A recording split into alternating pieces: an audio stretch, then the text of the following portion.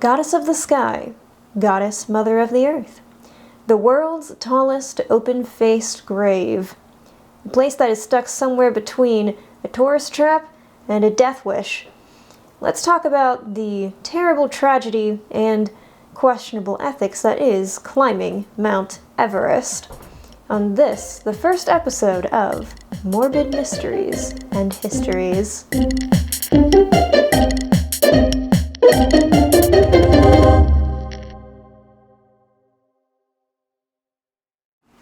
Climbing Mount Everest is kind of known as the ultimate accomplishment that one can do.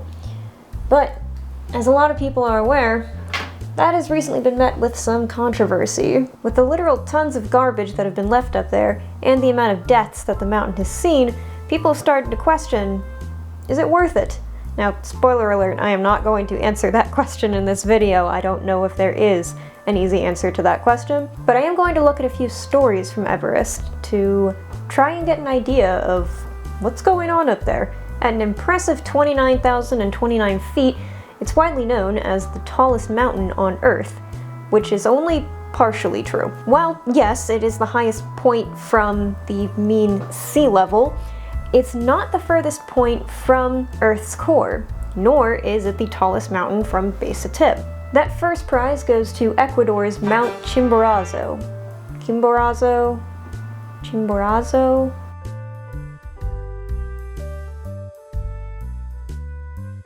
Which, although it's not taller than Everest base to tip, it is still over 6,000 feet further away from the center of the Earth. The reason for this is that Earth has a bulge. Because of centrifugal force and physics and all that stuff that I don't really understand, Earth is a bit wider around the equator than it is further from the equator. It's not a perfect circle, with Chimborazo being pretty much on the equator. It's kind of on the top of this center bulge, which Everest is a lot further from. And the second prize goes to Hawaii's Mauna Kea, which, although most of it is underwater in the ocean, it's a dormant volcano that from base to tip is 33,500 feet tall. But since people can't really climb a mountain that begins on the ocean floor, people look to Everest instead to check off the climbed tallest mountain accomplishment. While humans have obviously known about Mount Everest since as long as there's been humans in the area, how could you not? They didn't really climb it for a long time. People who lived in the areas of now what is Nepal and Tibet just didn't really see a reason to. There were some spiritual reasons for this and some more practical. People would settle around the big mountain range and would travel around the big mountain range because going up it means that you die, and that's not very convenient. Then of course everything changed when the British attacked. Okay, well, not attacked yet, but in the 19th century a surveyor named George Everest discovered the mountain and named it after himself, as Europeans like to do. Since then, Mount Everest has been summited over 9,000 times by over 4,000 different people throughout the years. And because of the harsh cold and low amounts of oxygen, it has earned the award of the 7th deadliest mountain in the world. In case you're curious, the deadliest one is Annapurna 1, which is another peak in the Himalayas, and the only reason that it's more deadly, even though it's not as tall, is that it's really, really goddamn steep. And out of those 4,000 people that have summited Everest, of course, no one knows the mountain better than the people known as Sherpas. These are people that have settled in the region close to Everest and are often employed as guides to people climbing, especially those who aren't as experienced of climbers. Not only that, but they also usually perform things like rescue missions or setting up the gear, ladders, ropes, all the stuff that other people need to be able to climb it. And even though they are kind of especially good at climbing Mount Everest, they even have little adaptations like an increased amount of hemoglobin that allows them to fare better in low oxygen. They still aren't immune to it, but when they get paid somewhere around $5,000 US per mission, It's a good way to stay out of poverty that's kind of rampant in that rural area. So a lot of the Sherpa men will take that risk anyway. One of the other challenges that Sherpas often face is that people who climb Everest are often very hard to work with. Usually, spending so much time with them, Sherpas will tend to bond with their clients. Not only are they spending weeks with this person, but it is spending weeks with this person going through some very difficult things. And a lot of times they end up having to walk this line between doing and advising what they know is best and safest, and kind of bending to the whims of their very, very determined clients. They can tell them all they want. Rules like you have to get to the summit by 2 p.m. and if you don't, you gotta turn around because you'll get stuck in the death zone and in bad weather and the dark. But sometimes it doesn't matter. People are on Everest to climb Everest, and they're going to do that. One climber that's summited Everest, Ed Weisters, said in regards to climbing on Everest, people make decisions based on success, not on survival. As of 2018, about 300 people had died on Everest, making that a 2% death rate. Doesn't sound like a lot until you think about it. With all the death happening up there comes one of my favorite questions to ask: what happens to the dead bodies? Well, for a variety of reasons, they kind of just stay there. It's dangerous and expensive enough to just climb Everest. You try to do that and add on a whole frozen dead person, and all that goes way, way up. There have been a number of attempted retrieval missions where it's just, let's say, led to more corpses on Everest. And besides, a lot of climbers that are serious enough about what they do would prefer to be committed to the mountain, as it is said, kind of borrowed from sailors wanting to be committed to the sea. And so, when their corpses are left up there, it's seen as what they would have wanted, and the corpses simply moved out of view or covered with rocks when possible. Most of the time. While there are more corpses with interesting stories on Everest than I could ever hope to cover in one video, there are a couple that I want to talk about. George Mallory, first person to try and attempt to climb Everest in 1924. His body was discovered surprisingly preserved in 1999 when an unusually warm spring thawed the snow that had been covering him. It's not uncommon for bodies on Everest to be this well preserved, as the environment there is kind of ideal for it. Not to mention that the only thing that can live above 20,000 feet is jumping spiders, so it's not like there's gonna be things eating away at you, unless the spiders are. Hannelore Schmatz died in 1979 after she had reached the summit of Everest. On her way down, she had set up camp in the death zone against her Sherpa's advice, where she died leaning up against her backpack. Even after the backpack had deteriorated away, her body was still curled up in that position. Then, years later, for whatever reason, she disappeared. Whether that is because she was moved or blown away by the strong winds, we'll probably never know. Francis de Stefano Arsentiev died in 1998 in a tragically romantic almost incident alongside her husband. She and her husband made history being the first to summit Mount Everest without using supplemental oxygen, but similar to Schmatz, on the way down, they had to spend the night in the death zone. At one point, they got separated, and some climbers that were going up towards the summit came across Francis. She was obviously struggling, and so instead of summiting, these climbers spent an hour trying to help her, but it was becoming clear that there was nothing that could be done, and it was getting late enough that the climbers had to go back down for their own safety. Her husband, Sergio, realizing that he hadn't seen her in quite some time, also went back up. He, unfortunately, lost his life attempting to save her. Many years later, one of the climbers that had tried to help Francis returned to Mount Everest, as she had become known as the Sleeping Beauty, and her body was in clear view of the path. This climber, having not been able to help her in life, wanted to help her in death now, and he was able to carefully lower her body below the ridge, likely where her husband rested as well. David Sharp died 2006 in what is known as Green Boots Cave. This story brings up a whole lot of controversy, as while David Sharp was sitting there dying, over 40 climbers passed him by. Later it was found that most of those people didn't know that he was in trouble or didn't even know that he was there. But this does bring up an interesting moral quandary that we'll talk about towards the end. David died curled up in the cave, just off the path, but still in clear view of it. And not long after that, his body was also removed from view. Now, David was not alone in his final hours in Green Boots Cave. He shared the space with the occupant that gave it its name, stretched out on his side as if sleeping, his upper half in the overhang, while his feet extended into the walkway, and passerbys would have to step over the green boots that gave him and the cave its name. Noel Hanna, who has summited Everest 7 times, said about 80% of people also take a rest at the shelter where Green Boots is, and it's hard to miss the person lying there. But who is the person attached to these green boots? For a long time, he went unidentified. And even after he was identified, there was some question as to whether or not it was truly who they thought.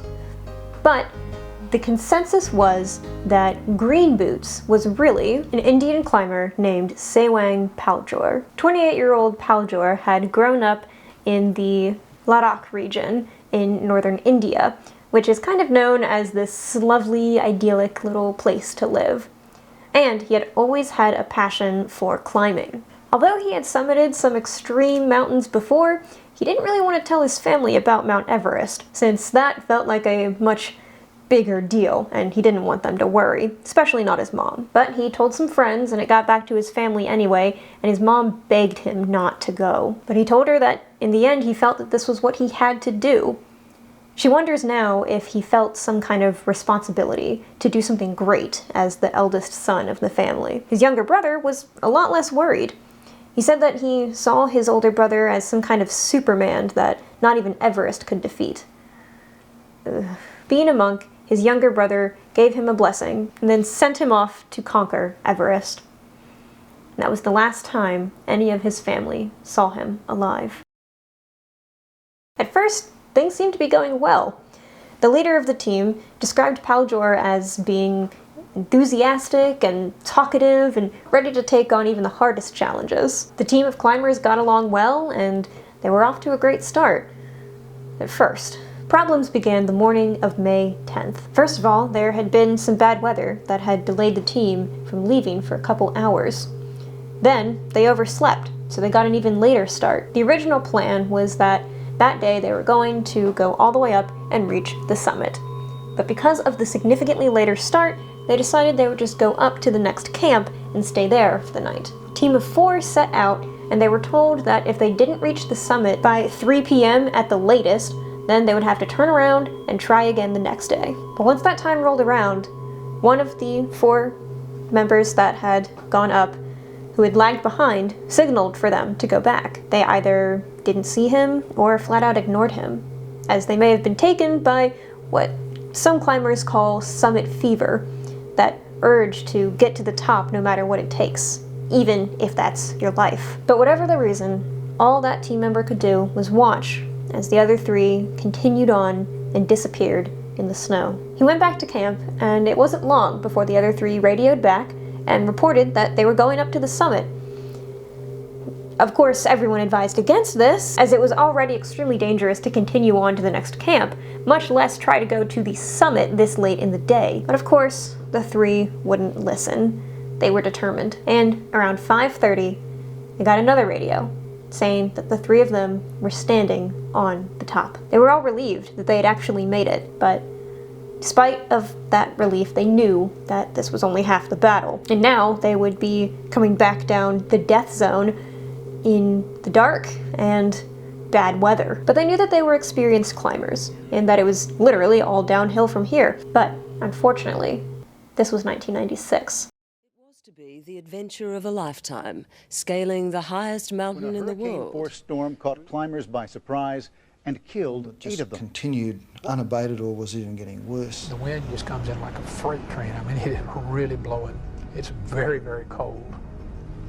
And once money came to the mountain, tragedy was waiting to happen.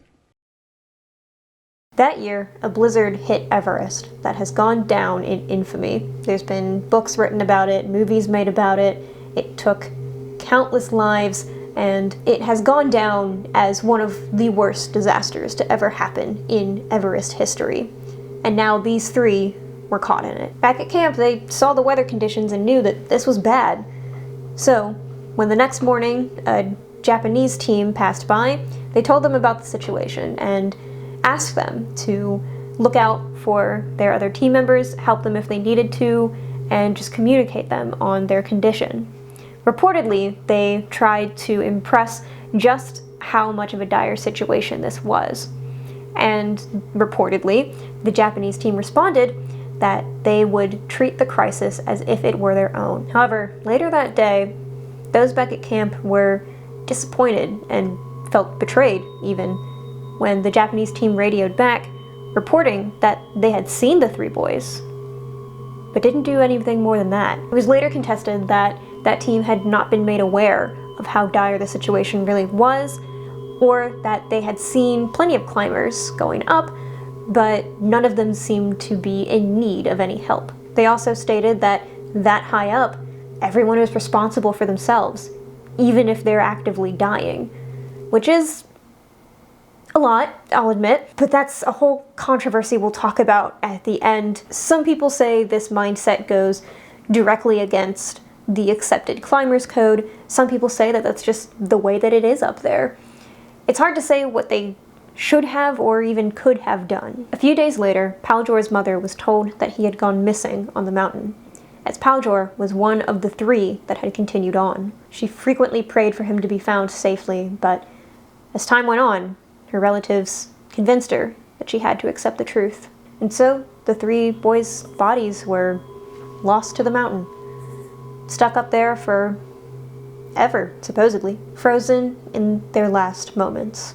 Paljor, or at least the body we're pretty sure was Paljor, would be seen by many, laying in his spot in a cave with his legs partially extended into the path. His name, his story being forgotten, and people only seeing the bright green boots that gave him his new name. It wasn't until years later, 2013, that nickname got back to anyone in Paljor's family, and this started the process of him being identified. It was Paljor's brother, the one that had given him the blessing, that saw the photos online and the name. He said that he was deeply disturbed by what he found, that his brother was just green boots, and that people were using him as this sort of trail marker, and that photos of his body were all over the internet. He said that one of his first thoughts was that he didn't want his mother to find out. Wanting to do something about this, he contacted someone else that had summited Everest,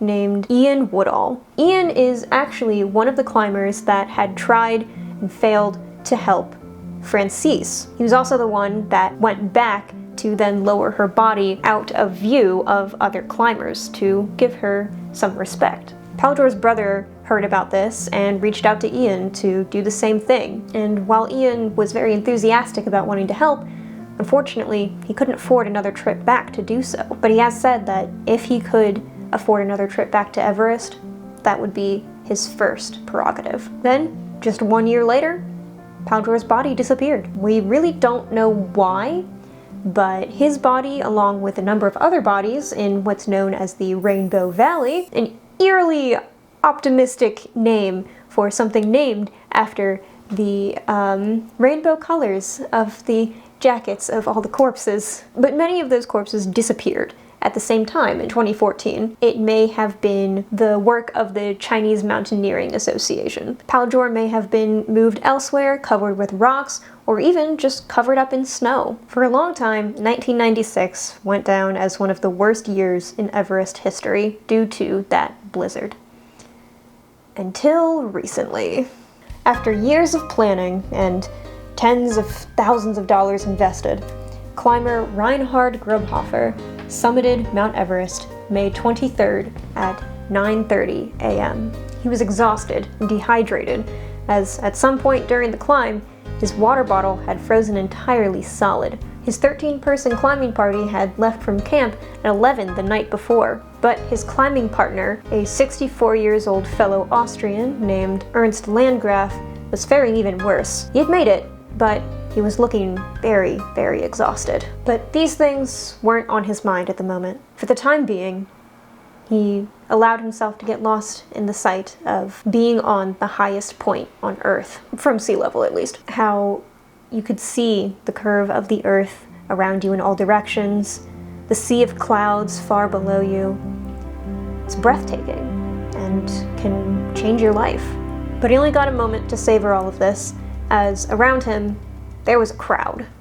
A big crowd. Aside from all of the usual dangers of being on the top of Mount Everest, there was also tons of people all shuffling for a spot on this area just about the size of 2 ping pong tables. And most of these people weren't being too aware of anyone else around them, solely focused on having their own moment on the top of Mount Everest. But he knew that the hard part wasn't over. He had to now conquer the next challenge of Everest, which is getting back down. Didn't help that he got a radio from his Sherpa saying that they had spotted bad weather incoming at base camp. Sure enough, looking around, he saw some dark clouds approaching, as well as a long line of colorful jackets of a truly incredible amount of climbers approaching. On his way down, etiquette required that whenever he passed someone coming up, he would unclip from the line and let them pass. He was well aware any time that he spent unclipped that one strong enough gust of wind would be the end of him, but he continued on down. Around noon, he reached what's known as one of the most dangerous obstacles of the north side, a 100-foot drop traversed by 3 rickety ladders. The first one was 30 feet long, and in order to get on it, you had to twist yourself around and feel around blindly with your boots to try and get on it. I consider myself like a little bit of an adventurer. I like hiking, I like heights, I like some thrill, some excitement. That's too far. Even worse than the 100-foot drop ahead of them, Reinhard and many other climbers were now stopped in the death zone. They were all stuck in this long line that, for whatever reason, had come to a dead stop. All of them keenly aware that the more time they spent here, the more danger they were in. Not to mention, they were now in the middle of a storm. Reinhard could see Ernst a few climbers back, and he wondered how the older man was holding up. And ahead of him, he saw why they were stopped. Perched at the edge of the 100-foot cliff that you had to feel around blindly behind you to descend, there was a woman. She was sat on this cliff in front of the ladder and refused to go down. It seemed that she was frozen in fear. Even with her Sherpas strongly encouraging her to move, even with the line behind her not only in danger but now getting angry and starting to shout, she refused. After over 45 minutes of standing still in the freezing cold death zone in a storm, finally she moved on, as was the rest of the climbers. Reinhard was pretty sure that this woman had no business being on Everest and hadn't been properly screened. He continued his descent, and the next day, the line got stopped again. This time, a high ascent where climbers had to sort of wedge themselves in and pull themselves up on a rope. As someone who doesn't even have enough upper body strength to even rank in my elementary school presidential fitness thing, I can't imagine.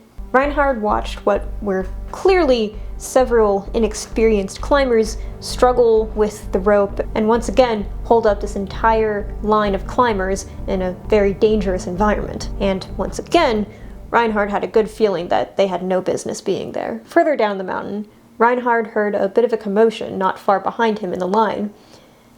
He said that his first thought was, "Please don't be Ernst." While Ernst was an experienced climber, he had been struggling. Like I said, up on the summit, he was clearly very exhausted, and it hadn't been an easy trek down. It wasn't until later at a camp that Reinhard learned what that commotion had been. At another spot with a ladder, someone had slipped as they were very exhausted, and as their foot slipped out from under them, they lost grip and their body banged against the ladder and then hung limp on the line. And that was Ernst. The guides quickly got to work determining that he was dead and then trying to free him from the line. People behind them were getting quickly agitated, saying, "Cut him down or we'll die." In the end, they pushed him aside so that the other climbers could get past, and just left his body to hang there. Then 2 days later, a team was able to move his body under some rocks and out of view. In the final hours of May 23rd, Reinhard dragged himself into Camp 3. It was too late in the day to continue on and try to leave the death zone, so he would have to be spending the night here, and we all know that that tends to go well. He spent the next few hours in a fitful sleep with an oxygen mask over his mouth, then woke up suddenly at 3 a.m. gasping for air. He checked his oxygen, found that the valve had been all the way opened, and so it had run out a lot quicker than he intended. He tried to call out for the Sherpa named Dendi, but with the howling winds, his voice was drowned out. Dendi, however, did his rounds to check on everybody just a few minutes later, and he found Reinhard, still alive, gasping and begging for help. Dendi was quickly able to replace Reinhard's oxygen and save his life. Because of that, Reinhard was able to make it off Everest and tell his story of May 2019.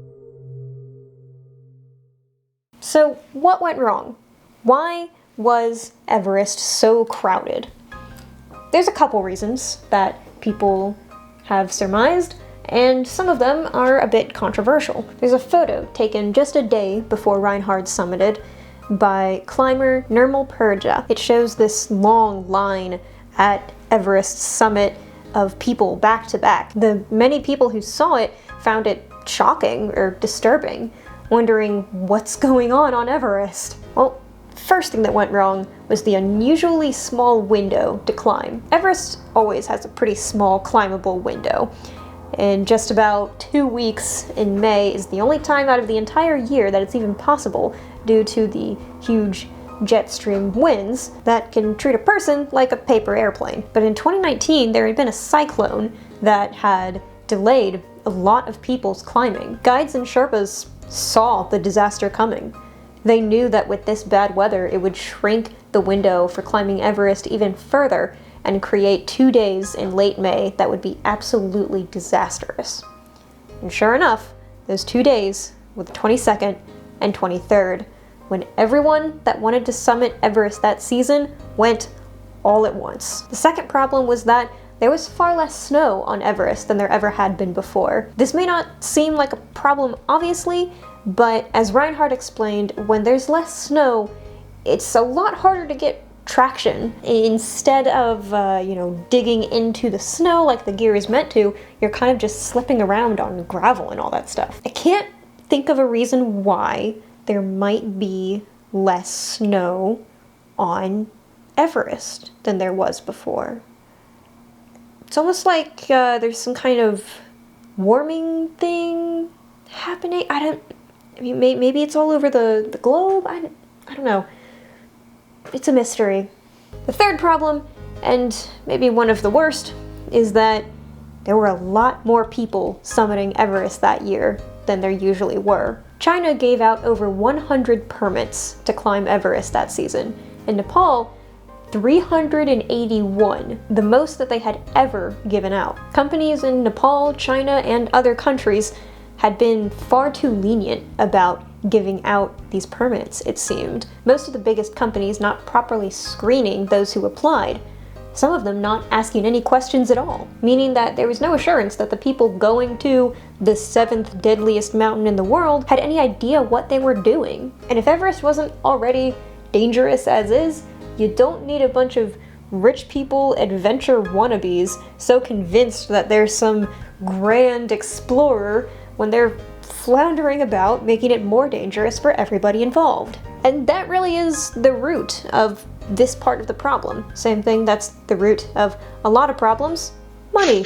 The companies not properly screening people meant that they could give out more permits, make more money. At the end of the day, they put profit over safety. After some investigation, it was determined that the guides, the Sherpas, the actual practices and equipment on Everest is all safe, at least as safe as it can be. None of that can be to blame for the 11 deaths that happened in that 2-day span, nor was it one company or country that was the main offender of giving out too many permits. The biggest culprit here is the same one behind the garbage patch in the ocean and microtransactions. Corporate greed. The absolute cluster of May 2019 caused people to ask some questions. Should we keep climbing Everest? Is it becoming just a tourist attraction? Seeing that long line of people at the summit really changed people's perspective of the mountain. It's no longer seen as this remote, grand, mysterious place. And increasingly more people climbing Everest aren't experienced, passionate climbers.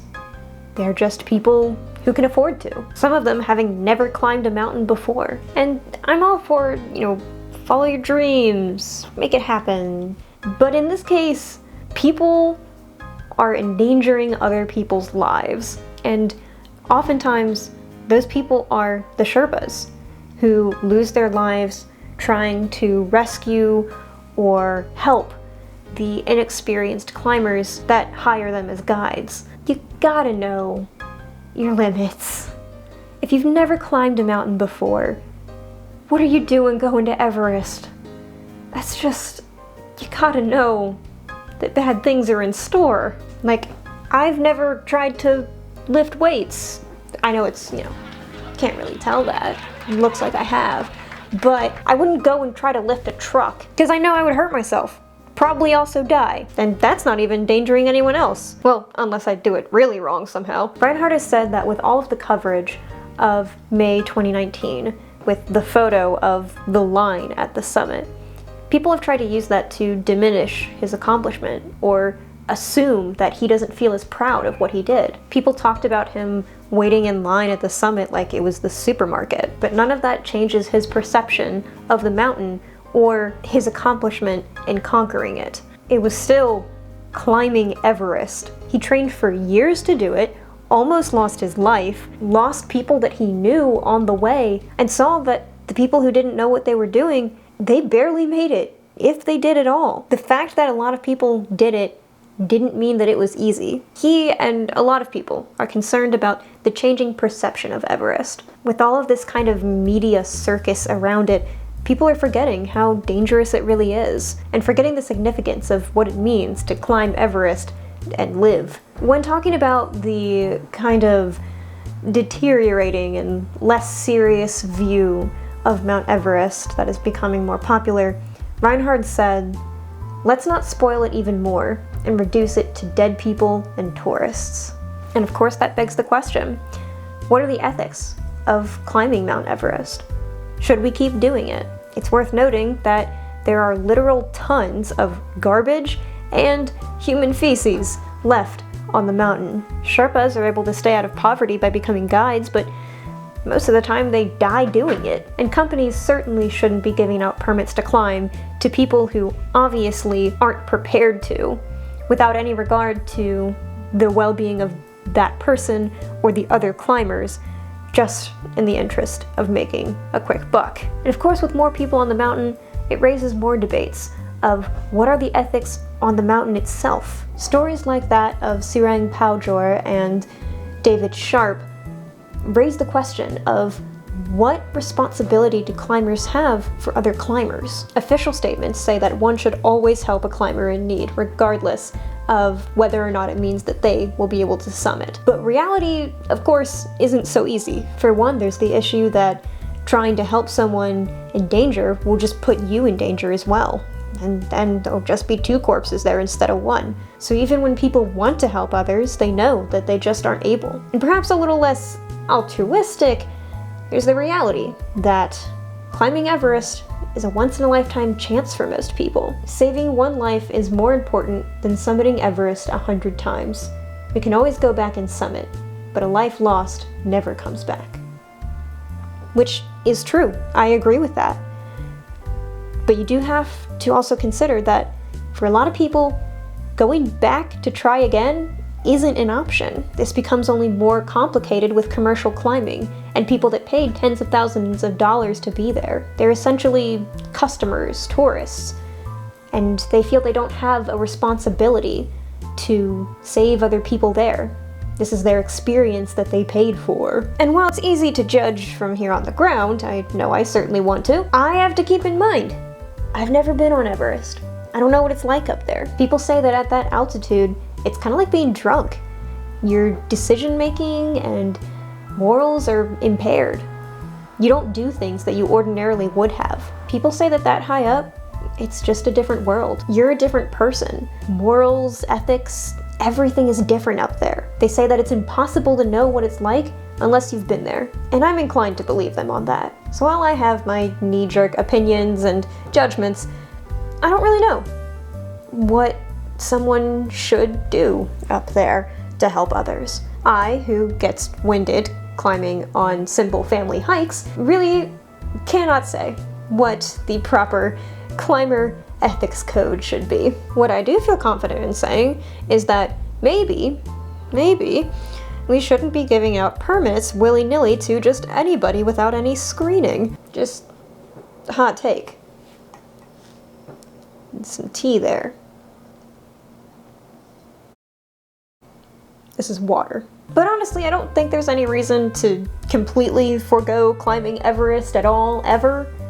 It's a cool thing. Maybe it's just my bias that I'm very fascinated in remote places that humans have no business being in, but we manage to explore anyway. But I think climbing Everest can be fun, but maybe with a little less corporate greed and a little less garbage. Thank you so much for watching this first episode of Morbid Mysteries and Histories. I will be coming out with 4 other episodes in October, once a week, kind of, and I will have an extra little thing posted around Halloween.